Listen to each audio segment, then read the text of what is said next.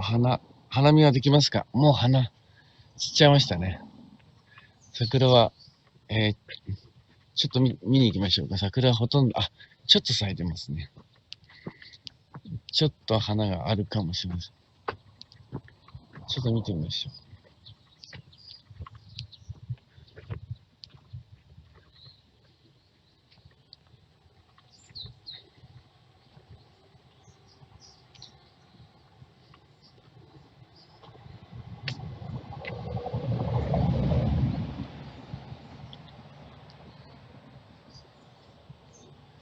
この桜のですね、桜の花びらの花びらによって地面がちょっとピンクになってますね。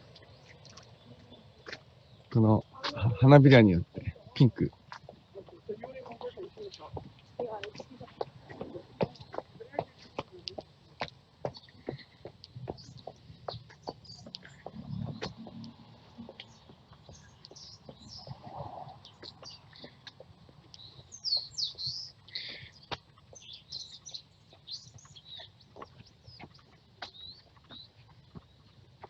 やっぱり桜はほとんど終わってますね。